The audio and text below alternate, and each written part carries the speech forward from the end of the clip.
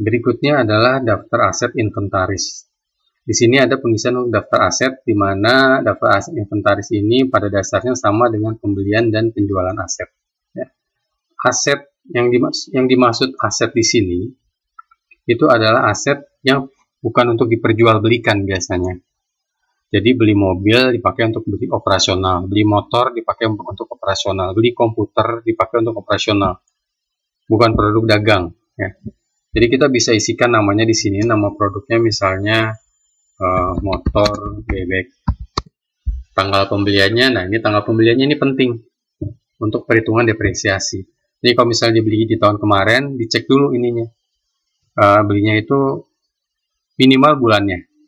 Kalau lupa tanggalnya tidak masalah. Jadi misalnya dibeli 30 Juni 18. Nah, harga belinya berapa? Misalnya motor bebek waktu itu belinya 12 juta.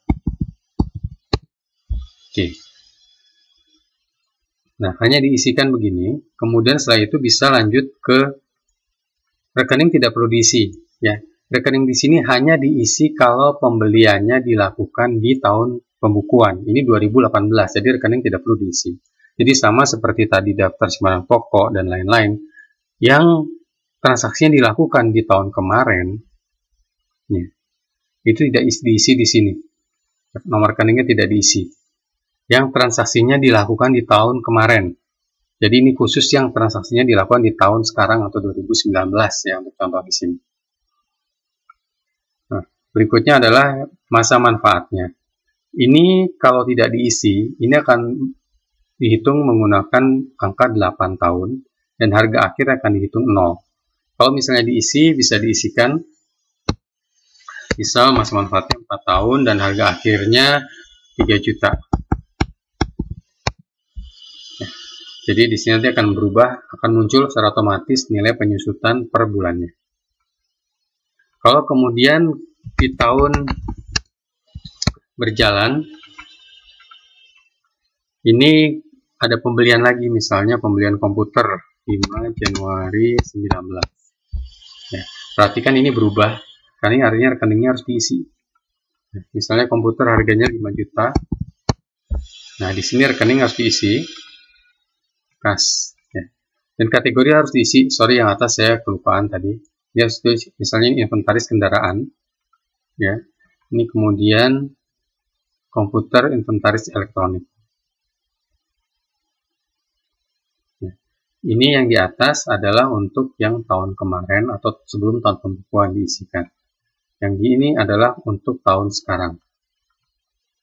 Kalau misalnya dijual, hanya tinggal diisikan di sini tanggal penjualannya di tahun pembukuan ya. Misalnya motor bebeknya dijual setelah 1 tahun, ditulis saja 9 Juli 19 misalnya.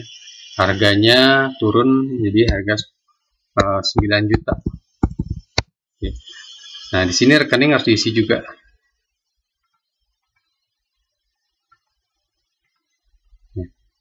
Nanti akan otomatis, perhatikan, kalau di sini penyusutannya hilang setelah dijual. Ya. Kalau tadi sebelum dijual, saya cleankan lagi, penyusutannya adalah sampai akhir.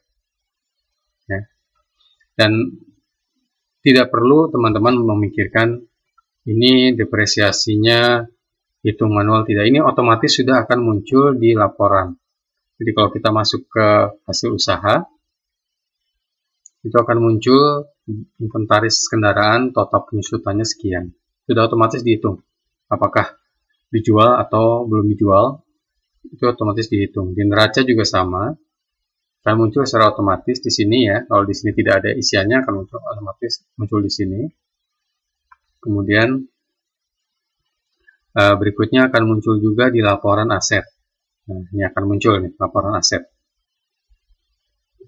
Ya. Oke, saya kira cukup jelas untuk daftar aset, pembelian dan penjualan.